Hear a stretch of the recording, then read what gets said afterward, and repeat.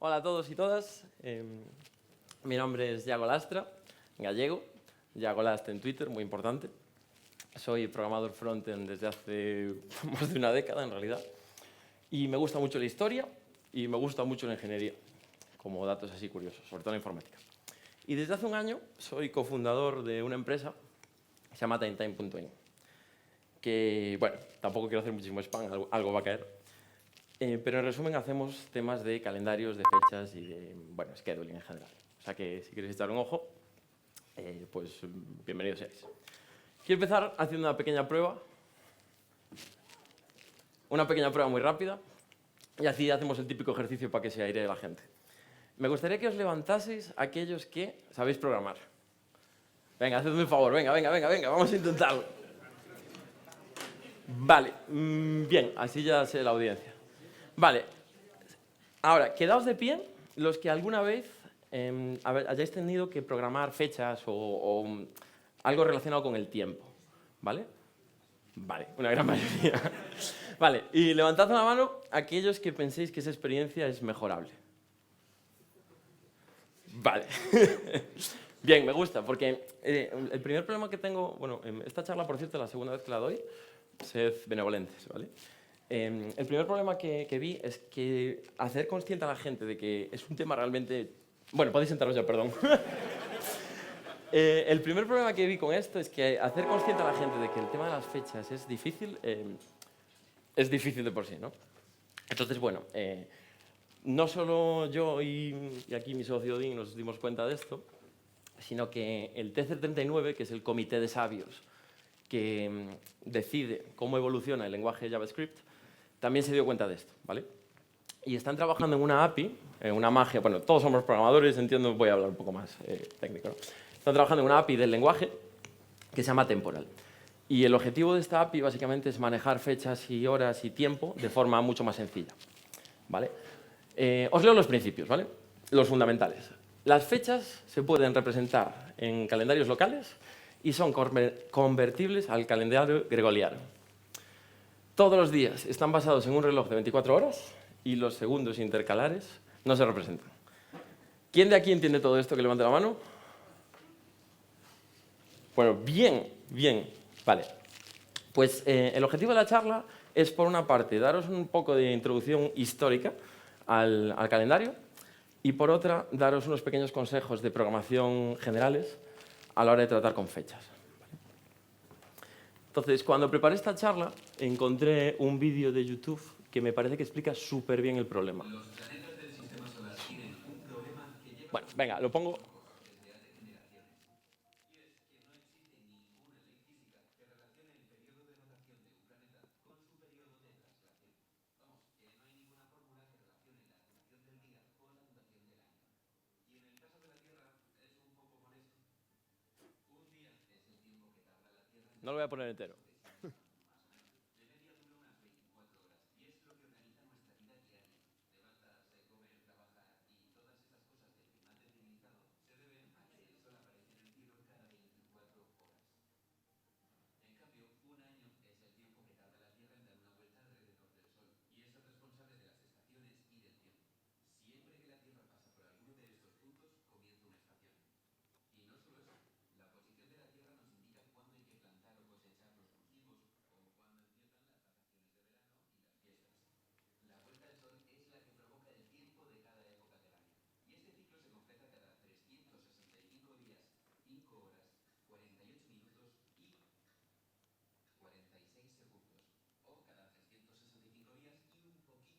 Quedas con este dato, ¿vale?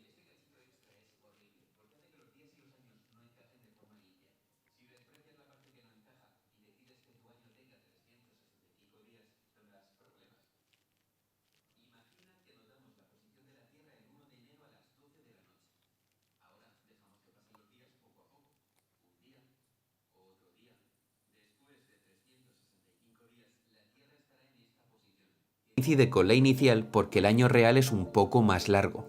Si dejamos pasar otros 365 días, el 1 de enero ocurrirá antes de llegar a la posición inicial. Y si dejamos pasar muchos años, el 1 de enero se va desplazando poco a poco a lo largo de la órbita. Y esto es un lío. Algunos años el 1 de enero sería invierno y en otros sería otoño, verano o primavera. Se dice que Vale. Entonces, bueno, mi idea era charlar por encima de esa grabación, pero bueno, es igual. El problema se entiende, ¿vale? Entonces, empezamos por el principio. El calendario. El calendario es una herramienta que tenemos los humanos para medir y organizar el paso del tiempo.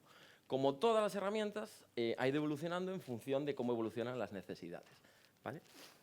Entonces, los primeros calendarios son súper antiguos, súper antiguos, súper antiguos. Entonces, ¿cómo medimos el paso del tiempo?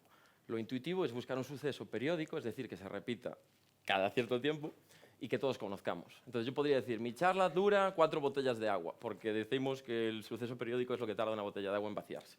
Claro, como tener una botella de agua estándar es complicado, y más si eres un primitivo, lo primero que se hizo fue usar el Sol y la Luna. Que como sabéis, bueno, el Sol sale cada día y la Luna tiene un ciclo de más o menos 30 días. Como el primer dato curioso, me gustaría deciros que los días con los que vamos a tratar en esta charla son días solares, ¿vale? En realidad un día no es, la Tierra que da no es el tiempo que tarda la Tierra en dar una vuelta sobre sí misma. Es el tiempo que tarda la Tierra en dar una vuelta sobre sí misma, más un poquito, para compensar la traslación alrededor del Sol, ¿vale? Una chorrada, pero en realidad, si ya tenéis un dato curioso para contar, ¿vale? El tiempo que tarda la Tierra en dar una vuelta sobre sí misma se llama día sideral. Lo otro es un día solar. Y bueno, el ciclo lunar supongo que todos los conocéis, ¿no? La Luna tiene un ciclo de más o menos 29,5 días solares y pues eso lo puedes contar y puedes tener una referencia temporal. Entonces, los primeros calendarios estaban basados en eso, en la Luna y el Sol. Entonces nos podemos imaginar a unos hombres primitivos diciendo oh, mi casa está a 3 soles por allí, o esta mujer dará luz dentro de 9 lunas. ¿Vale? Era un sistema que funcionaba. De hecho, los primeros calendarios de los que tenemos registro pues son lunares. ¿Vale? El problema de los calendarios lunares, el mismo que vimos antes, que el ciclo lunar no es un divisor exacto o un múltiplo exacto del ciclo anual. Por lo tanto, con un calendario con un calendario lunar es imposible predecir de forma correcta las estaciones. Esto no era un problema para muchas civilizaciones, pero cuando tu supervivencia depende de predecir correctamente las crecidas y decrecidas de un río, la cosa cambia. ¿Vale? Bueno, yo no soy historiador, pero se conoce que en el Antiguo Egipto dependía mucho del río Nilo, y el río Nilo, como todos los ríos, tiene una época en la que se inunda y otra época en la que va con menos caudal. Entonces, lo que hacían los egipcios era, como este río bajaba con un montón de nutrientes y comida para plantas, cuando era la época en la que tenía menos caudal, aquí quedaba una ribera muy fértil, plantaban allí, luego recogían y luego el río se inundaba de nuevo y repetían el ciclo. Claro, si te equivocas y se te inunda todo esto, tu civilización pues lo pasa bastante mal. Entonces los egipcios fueron los primeros en tener un calendario lunisolar, bueno, no los primeros, pero de los primeros civilizaciones en tener un calendario lunisolar que era capaz de predecir las estaciones de forma correcta. Tenían 12 meses de 30 días y añadían 5 o 6 días extra para compensar pues, lo que vimos al principio, que espero que quedase claro. También los egipcios fueron pioneros en medir el paso del tiempo a escalas más pequeñas, ¿vale? Esto que veis aquí es un reloj de sombra, que básicamente es un monolito que proyecta una sombra en una vara con métricas, con líneas que dicen qué hora es, y te permiten saber qué hora es a lo largo del día, ¿vale? O sea, como dato curioso también, saber que muchos monolitos de estos no los hacían porque sí, porque eran imbéciles. Tenía una función, ¿vale? Era como un reloj. Otro dato curioso también que quiero dar es que los egipcios no contaban con los dedos, contaban con las falanges de los dedos, igual que los sumerios. Y de ellos heredamos las horas, como habéis visto antes, y por eso tenemos horas en base 12 y no horas en base 10. ¿Vale? Y lo mismo con los ángulos y con todo esto. Y ya último dato curioso que quiero daros es que el sentido de las agujas del reloj es el que es porque es el sentido que toma la sombra de un reloj de sol en el hemisferio norte. Vale, volvemos al calendario. Año 45 a.C. Este señor de aquí, Julio César, estaba conquistando Egipto o anexionando ese Egipto con la ayuda de Cleopatra. Entre muchas otras cosas, se dio cuenta de que los egipcios tenían un calendario súper avanzado comparado con el calendario romano. Y dijo, ¡guau, esto es increíble, esto hay que copiarlo! Entonces, cuando se volvió a Roma, encargó a un tal Sosígenes de Alejandría que crease una copia del calendario súper mejorada para Roma. Y el tío lo clavó. Se conoce que hizo un calendario que tenía 11 minutos de error al año, si no me equivoco. Y tenía esta forma que veis aquí, ¿vale? 12 meses de 31 y 30 días alternos, que dan 360, más este febrero con 29 días para compensar. Y este febrero, cada 4 años, se le añadía un día más, por lo tanto te da una media de 365 y un cuarto. O sea, cada 4 años un día más. Y más o menos cuadraba todo perfecto. Otro dato curioso, que esta charla es todo datos curiosos. Fijaos en los nombres de los meses, ¿vale? Tenemos el 5 quintilis, el 6 sextilis, el 7 septiembre, el 8 octubre, noviembre, diciembre, ¿vale? Los nombres de los meses eran los ordinales o los numerales o lo que sea. Hay dos teorías sobre por qué esto se cambió. Una teoría dice que simplemente el primer calendario romano pues, solo tenía 10 meses y se añadieron 2 al final. Perdón, se añadieron 2 al principio y por eso se descompensó todo. Y otra de Javier Negrete, que es un autor de, bueno, hace libros de Roma y así, dice que cuando estaba, a ver si lo digo bien, cuando estaban conquistando la península ibérica, tenían un problema y era que normalmente los romanos hacían las elecciones en el primer mes del año, que era mayo.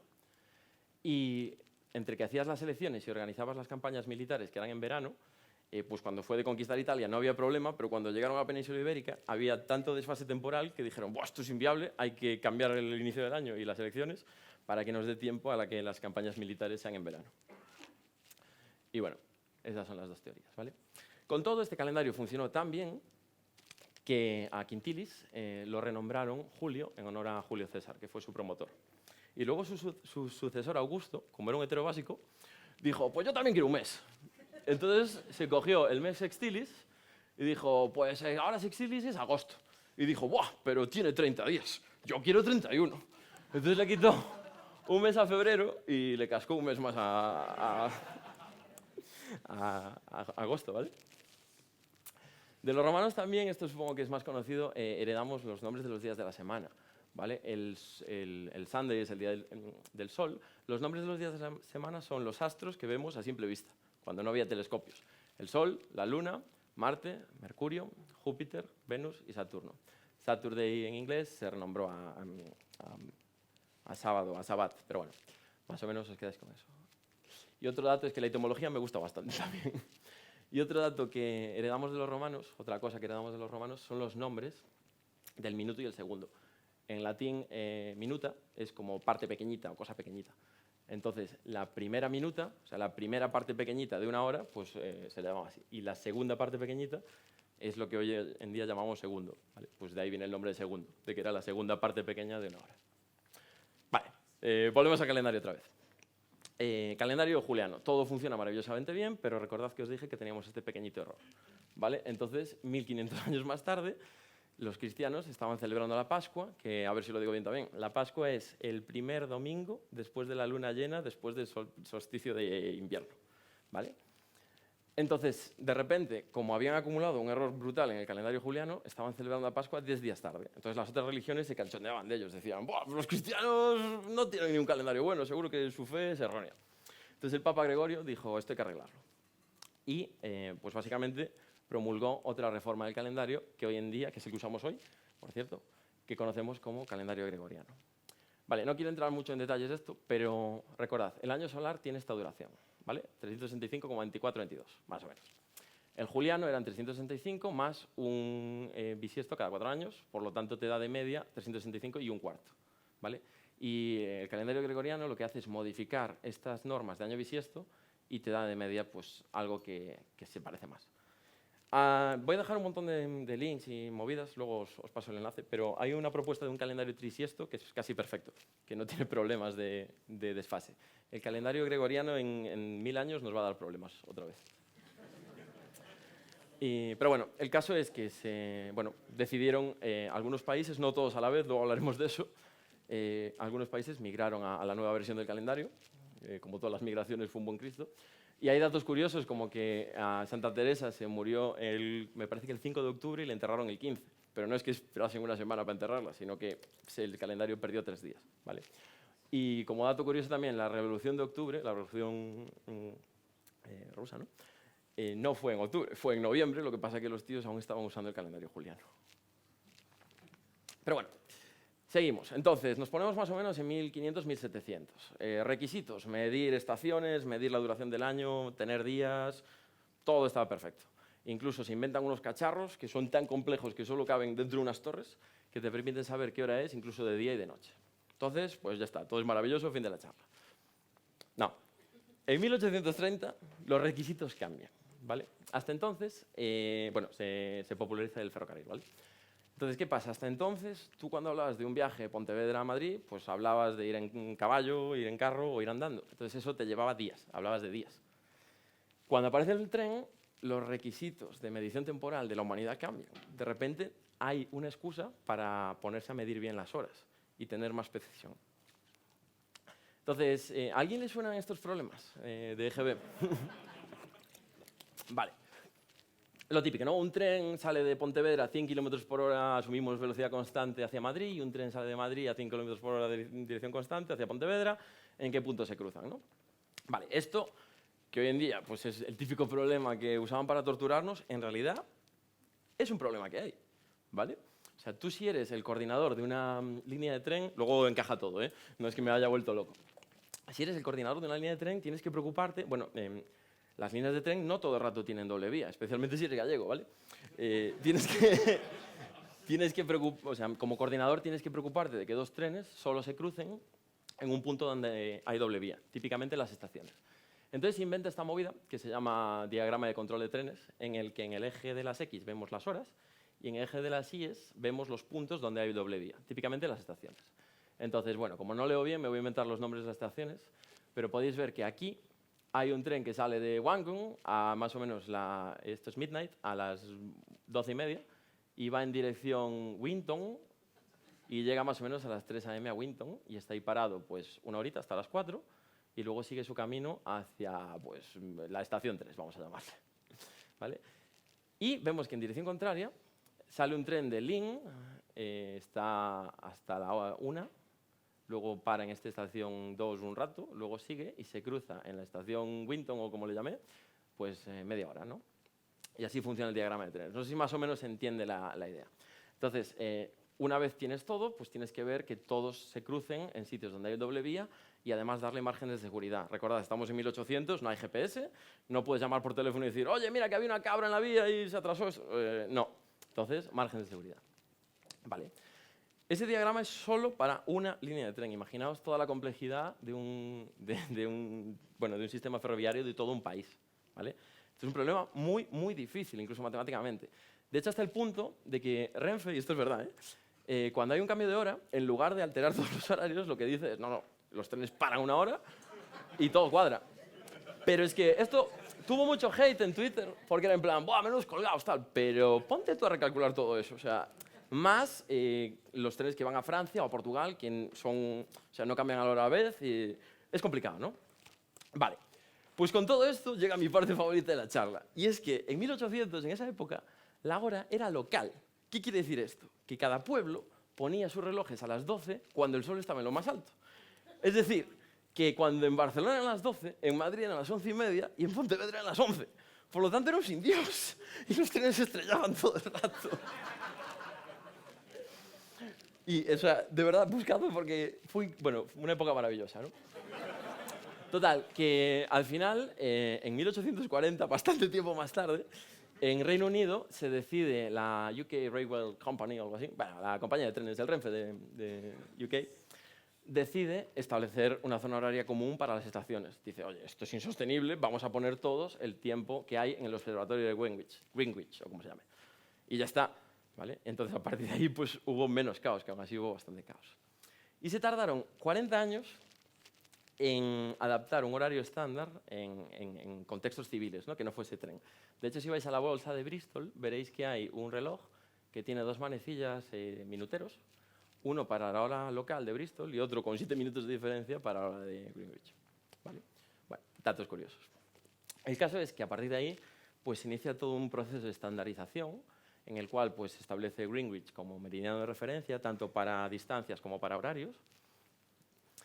Se celebra unos años más tarde la primera Conferencia Internacional del Tiempo, en la cual se establecen 24 zonas horarias estándar. Entonces, a partir de Greenwich, que es la zona 0, se definen pues, usos horarios a los que los países se pueden adherir y dices, pues mira, yo soy Greenwich +1, Greenwich +2, +3, y más o menos con esto pues le vas diciendo, o sea, el comercio y todas las relaciones internacionales pues son menos Cristo. Vale. De nuevo, hay una época de relativa calma y paz hasta que, más o menos por esta época, se inventa el reloj atómico.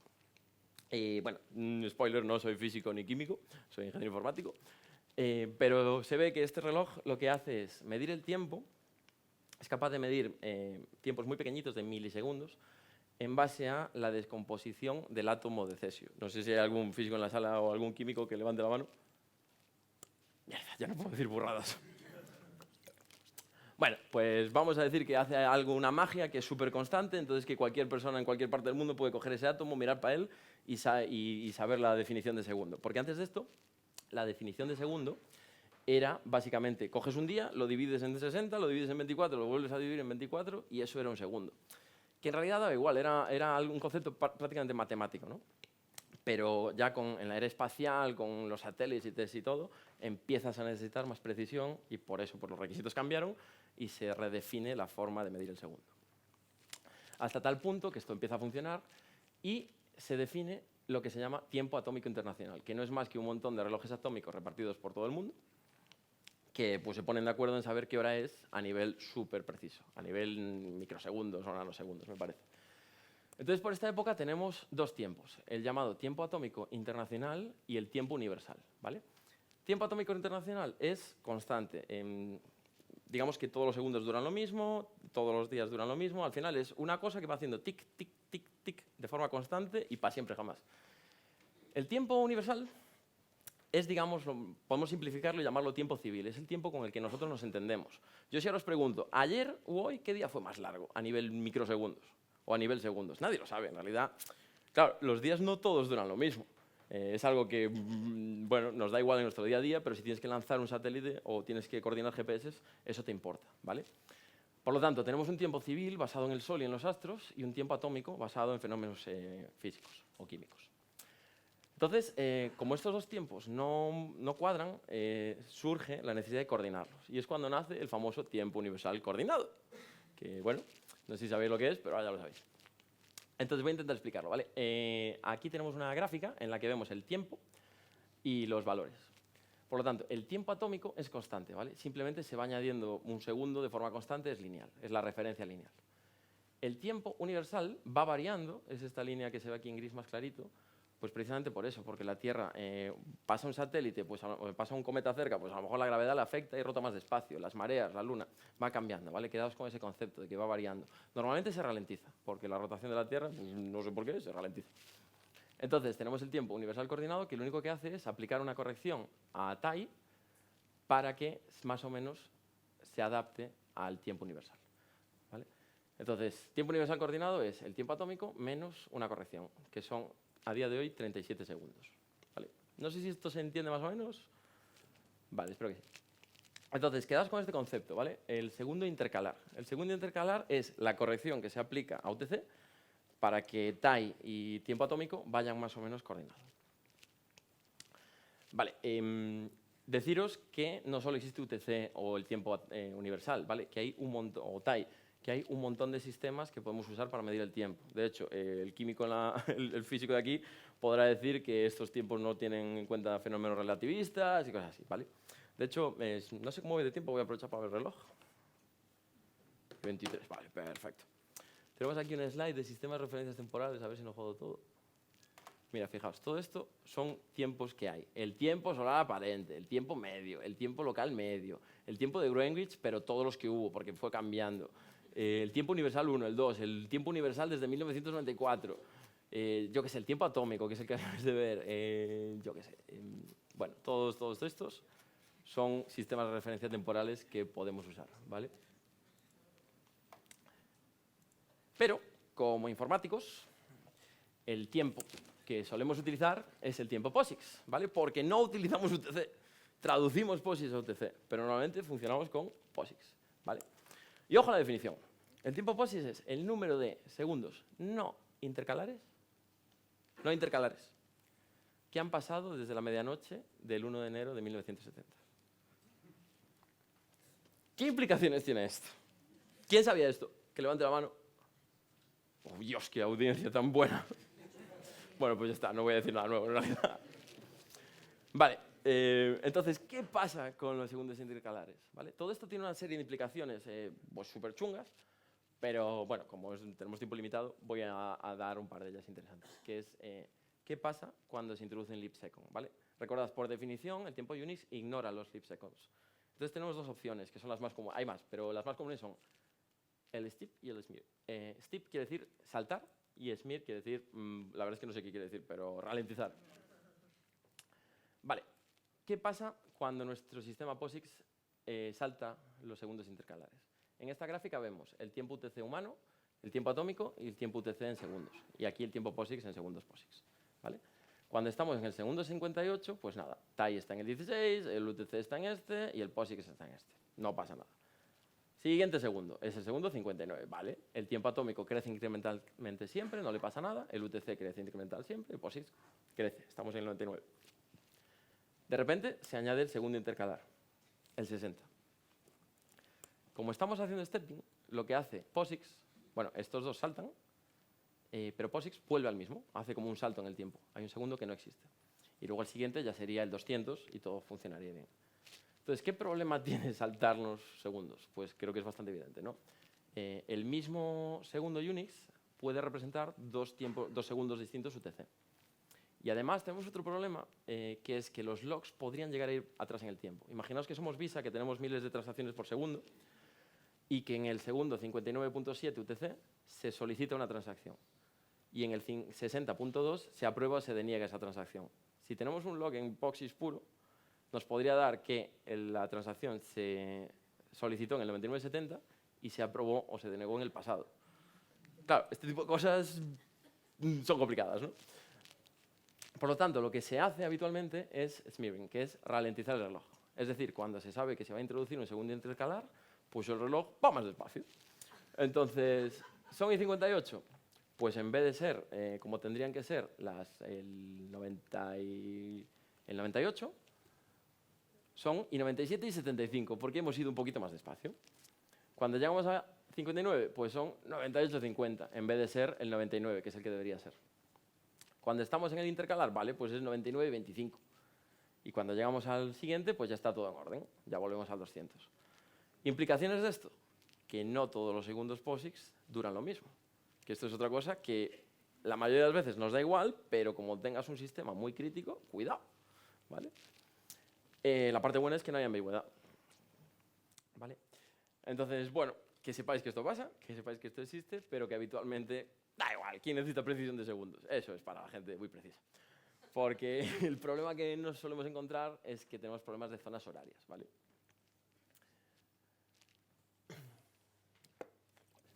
Vale, y con esto termino un poco la parte más histórica y empieza la parte de software. Me deberían quedar 10 minutos, a ver si no fui muy rápido. Buah, más o menos, clavado. Vale. Pues, ¿qué me interesa? Que os quede claro 3 conceptos, nada más, ¿vale? La diferencia entre fechas e instantes, la relación entre zona horaria, offset y UTC, y que las fechas deberían preservar la intención. 3 cosas. Solo pido esas 3 cosas. Con que eso quede claro, ya estoy contento. Es un poco complicado, a ver si me sale bien. Vale. Vamos a ver.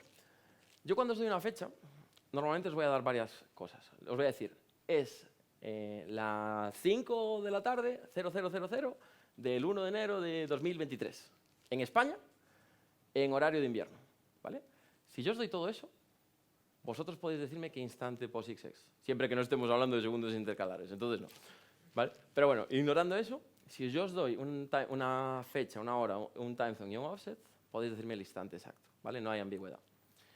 Pero, si me dais un instante, es decir, un montón de milisegundos, yo no puedo saber a qué offset y a qué timezone pertenece. Puedo hacer una vista, es decir, tú me dices, estos milisegundos, vale, son las 12 del mediodía en España y una hora menos en Canarias, pero perdí la intención en el instante, si solo guardas milisegundos. ¿Se entiende más o menos esto? ¿Vale? Poniéndonos exquisitos es que no hay una relación biyectiva entre ambos conjuntos. Otro gráfico para explicar exactamente lo mismo, ¿vale?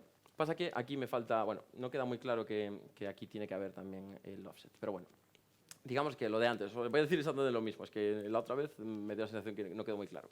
Si yo doy una fecha y una hora concreta, tú la puedes transformar en un instante, que un instante no es más que un montón de milisegundos que han pasado desde el 1970, bla, bla. Pero si yo tengo un instante, he perdido la intención hacia arriba. Entonces, según el contexto en el que estéis trabajando, luego os pongo ejemplos, puede ser interesante guardar todo esto, ¿vale? Tenéis que guardar todo. Segundo concepto que quería hablar, la diferencia entre un día y una fecha o un instante, ¿vale? Claro, muchas veces estamos programando y decimos, fecha de nacimiento, new date, a tomar por saco.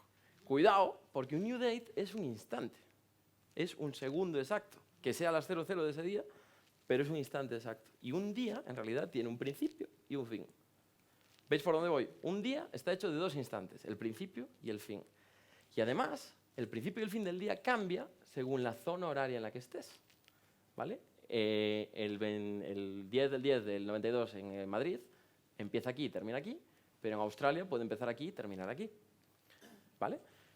Consecuencias prácticas de esto, ¿vale? Imaginaos un ejemplo que me invento ahora. Imaginaos que tenéis una empresa que se llama Time, que está bastante guapa, que hace cosas de fechas, y decís, va, tenemos un plan gratuito que da 20 reservas gratis al día. Fácil, te pones a programarlo y de repente dices, ¿qué es un día? Claro, un día UTC, un día de donde está ese día el cliente, un día de la cuenta de alguien, y empiezas a tener casos tricky que, bueno, tienes que pensar, en realidad no es tan trivial, ¿vale? Entonces, de nuevo, pensad que un instante no es lo mismo que un día y que un día no es igual para todo el mundo, ¿vale? Y este es el ejemplo que os ponía antes con las fechas en JavaScript, ¿vale? Que mucha gente hace esto de birthdate y pone así una fecha, pero internamente esto se transforma en un timestamp, ¿vale? Y luego mucha gente lo pinta en ISO y dice, perdí la fecha. Pero claro, porque ISO es, bueno, UTC, GMT, y cuando la creas, se crea en zona horaria local, ¿vale? Estos son mierdas de JavaScript que precisamente arregla esta API nueva de la que empecé hablando. Conclusión de esta parte, ¿no? Un timestamp pierde información. Tú tienes un timestamp, pero no puedes saber exactamente si en origen se refería a España o a Australia. Y os pongo un ejemplo ilustrativo, ¿vale? Imaginaos que somos una empresa, un banco, ¿vale? Pues yo estoy en Galicia y tengo ahí mis transacciones bancarias y veo que el lunes a la mañana pues me tomé un café y veo ahí el extracto, lunes a las 12, café, 3 pavos, tal, bien. Me voy a Bali con mi socio Dean. Estamos allí y, mira, saco yo dinero, ya pago yo y luego echamos cuentas. Claro, pues esa mañana tomamos un café en Bali el martes, el miércoles vamos a una discoteca, no sé qué, vale, a la vuelta echamos cuentas. Yo vuelvo y quien programó eso dijo, un timestamp es suficiente porque es súper preciso, no tenemos problemas salvo que haya leave seconds, eso ya recuperas toda la información y luego lo transformas a la zona horaria del cliente y ya está. Claro, ¿qué pasa? Que yo cuando vuelvo a Galicia, de repente me encuentro que el miércoles por la noche estaba desayunando en una cafetería y tengo un cobro allí. Y digo, ¿qué cobro el miércoles por la noche? Yo el miércoles por la noche en Bali no hice nada, yo fui a la mañana siguiente a desayunar. ¿Qué pasa? Que como yo no he guardado la intención, solo he guardado el timestamp, cuando luego intento pintar eso, lo pinto en la zona horaria del cliente, de España. Pero eso es correcto o no es correcto. Para mí es una decisión de producto, ¿vale? O sea, ahí tenéis que decir al producto, oye, pasa esto, ¿qué queremos que pase? ¿Queremos que se muestre siempre la zona horaria en la que la está viendo o la zona horaria en la que se realizó el pago? ¿Vale? Entonces, a eso me refería con la intencionalidad de las fechas. No sé si esto se entiende más o menos y si no, pues lo siento. Entonces, instantes, fechas y horas son cosas distintas, ¿vale? Y además, en cada uno de ellos podemos conservar o no la intencionalidad, depende de lo que queramos hacer.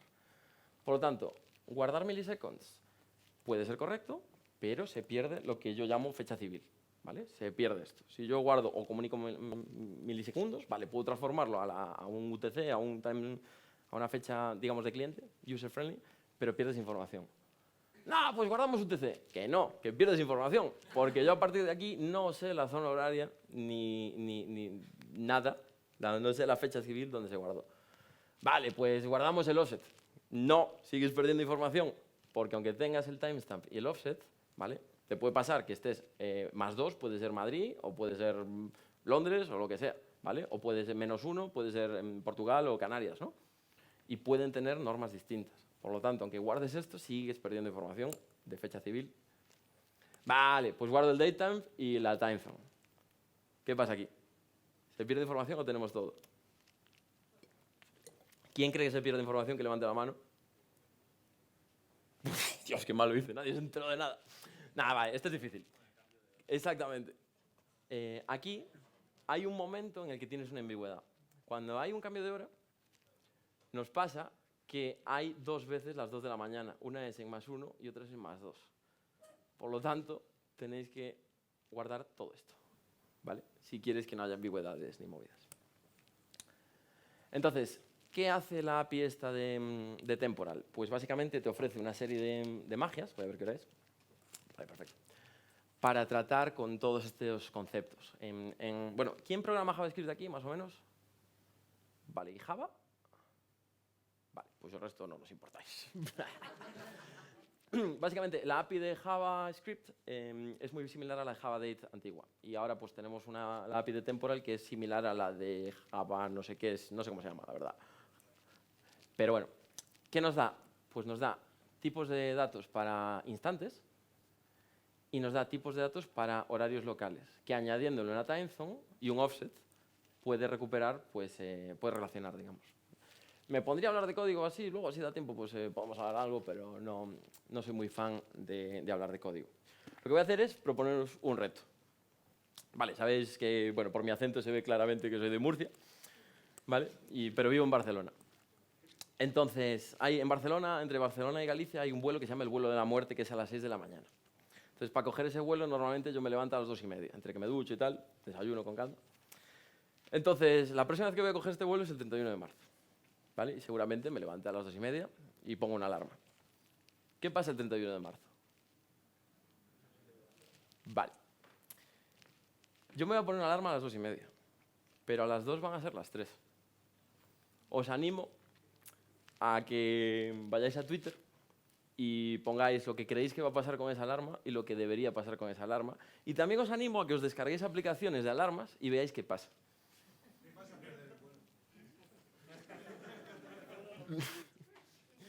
Y bueno, creo que con esto está la charla. No sé si fui muy rápido, si fui muy despacio. Podéis hacer preguntas y podéis aplaudir.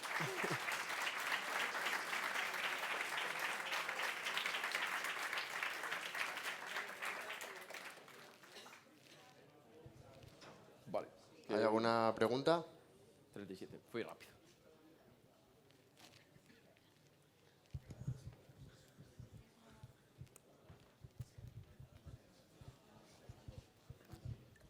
No voy a contestar a lo que pasa con la alarma. Hola, bueno, antes de nada, muchas gracias, me ha parecido súper interesante. Además que me he tenido que pegar con esto muchas veces y, bueno, chapó. Tenía mucha curiosidad por ver qué sabías tú sobre algo que leí recientemente y yo no tengo mucha idea, y es qué va a ocurrir cuando se termine la capacidad de la fecha Unix que utilizamos, que va a ocurrir dentro de unos años, no queda tanto. ¿Y qué crees tú que podría pasar, o si sabes algo sobre ello? No lo sé. Supongo que habrá un overflow terrible en 1000 sistemas, pero seguro que es problema de otros. La verdad es que no lo sé. ¿Sabemos algo de eso? Sí. Supongo que hay gente pensando en esto, que no es frontend. Yo soy frontender, pongo botones y me ha gustado la respuesta, vale. La verdad es que no da mucha confianza. Vale, otra pregunta que no me deje en ridículo, por favor. Muchas gracias. ¿Alguna pregunta? ¿Cómo? Ese es muy bueno, el tiempo intergaláctico. Ese es un concepto que está muy guapo. Y de hecho hay un economista que tiene un paper, es que no me acuerdo el nombre, pero habla de eso, de qué va a pasar cuando las distancias sean tan grandes que no podamos comunicarnos en tiempo real y qué va a pasar con la bolsa y todo eso. Y me parece súper interesante el concepto de tiempo galáctico, sobre todo de fenómenos relativistas y tiempo así. Es que, claro, todo esto estamos asumiendo que el tiempo pasa a la misma velocidad en todos los sitios, que es otra mentira, que la gravedad afecta al tiempo y que la velocidad afecta al tiempo. Entonces ahí ya tienes otro Cristo que los relojes GPS, por ejemplo, tienen en cuenta el tiempo GPS.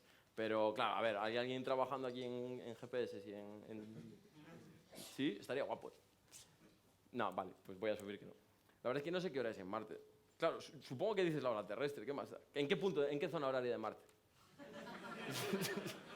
Porque supongo que Marte tendrá que tener zonas horarias. No sé si habrá alguien trabajando en eso.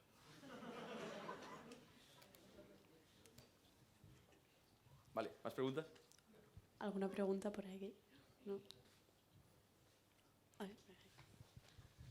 Hola. El otro día en Twitter sacaste un caso de... No tenemos solución aún. ¿No tienes solución? Yo no tengo ninguna solución. Claro. Si alguien quiere animarse a proponerla... pues lo Sí, pasa porque que- me pareció muy interesante el caso de cómo gestionar horarios en los que al día siguiente acabas tu jornada a las Sí. 3 de la madrugada. Entonces, Vale, lo puedo intentar explicar, pero... O sea, básicamente tenemos un problema para representar con un JSON un horario recurrente. Y ese es el titular. Y es que no hay solución, entonces tampoco voy a poner aquí a hablar de... O sea, sí que hay soluciones, pero no nos convence ninguna. Y básicamente tú pones como en un JSON, pues el lunes de 9 a 10, de 11 a 12, vale, pero ¿qué pasa si tienes un horario que dura... Un bar que abre a las 10:30 y cierra a las 11 o sea, y cierra a las 6 del día siguiente. Entonces, hay ciertas soluciones que propone la gente, pero si lo piensas bien, no son válidas. Entonces, hay una serie de problemas. Y ese es el titular. Luego, si quieres, lo hablamos off the record. Que no quiero aburrir a toda esta gente. Vale, más preguntas.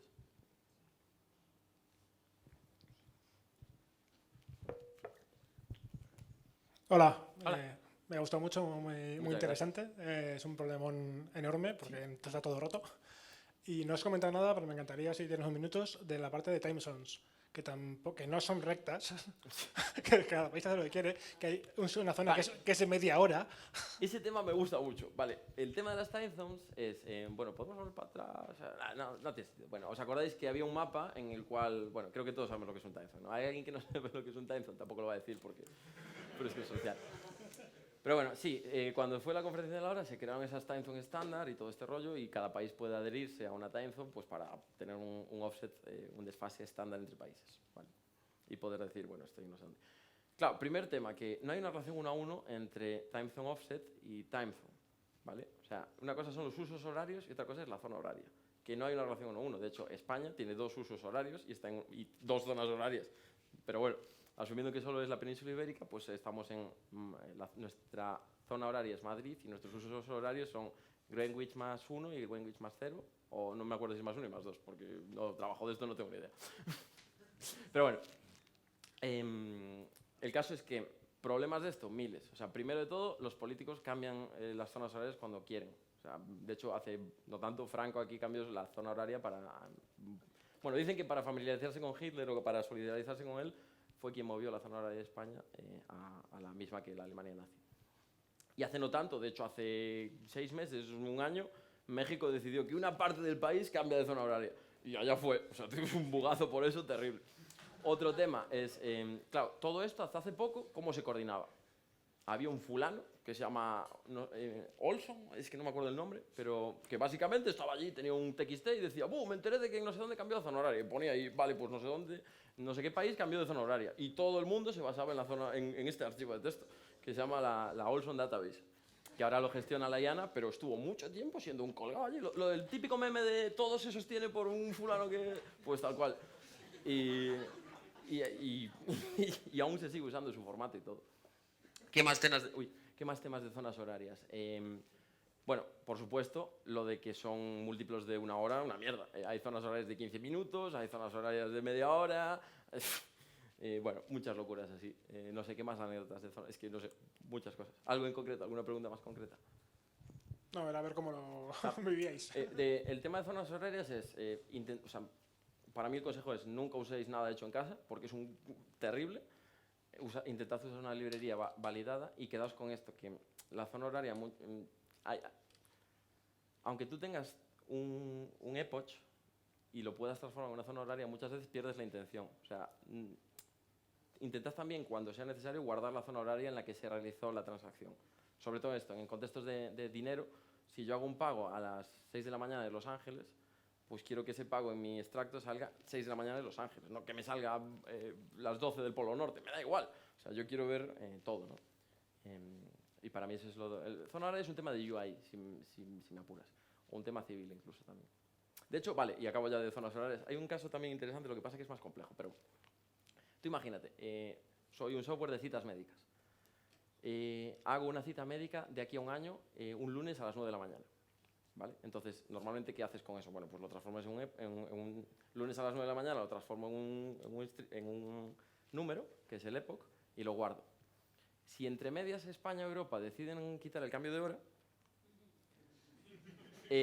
y eso es algo que va a pasar, bueno, se está hablando, tú cuando recuperes ese epoch, lo vas a recuperar me lo invento, a las 8 de la mañana, pero tu cita era a las 9. ¿Tú qué quieres? ¿Que tenga sentido o conservar la intención civil? Tú quieres conservar la intención civil. Entonces, este tipo de casos son chungos y están relacionados con zonas horarias también. Vale, cuéntame. Grita que, bueno. No, es que tengo una curiosidad porque, por ejemplo, yo estuve unos años en tema de bolsa y tal, y bueno, ahí la precisión es más importante. Por ejemplo, pues, en vez de usar el NTP, que es de segundos, usa el PTP para los nanosegundos. Entonces, por ejemplo, en este tipo de casos existen, que no soy programador, soy de sistemas, entonces existen bibliotecas en Java o en JavaScript que te permitan obtener los nanosegundos y que si se va a hacer un intercalar, tenerlo en cuenta. Claro, es que el tema de esto es que no depende... O sea, claro, nos vamos ahí a un buen Cristo. Digamos que no depende del lenguaje. Esto está a nivel... Quien te da bueno, o sea, supongo que hay lenguajes que incluso pueden hacer un bypass, pero esto está en el sistema operativo. Al final tú tienes un NTP o un sistema que te da la hora y lo tienes configurado en el kernel de cómo quiero yo calcular la hora. Que de hecho da para otra charla, ¿no? De si quiero usar time -10... Bueno, es que... me pongo en temas más complicados. No sé de bolsa, pero yo supongo que ellos tienen un sistema horario aparte, igual que el GPS, dicen, no, usamos el horario de bolsa, o incluso puede que usen atómico, no, la verdad es que no tengo ni idea. Lo que sí sé es que cuando se añade un segundo intercalar, cierran, pasan de movidas y dicen, no, cerramos porque va a ser un Cristo. Y eso sí que es bastante gracioso también, que pase, porque somos una ingeniería que somos una broma en realidad. Bueno, pues muchísimas gracias por tu charla y Bueno, un aplauso. Espero que os guste.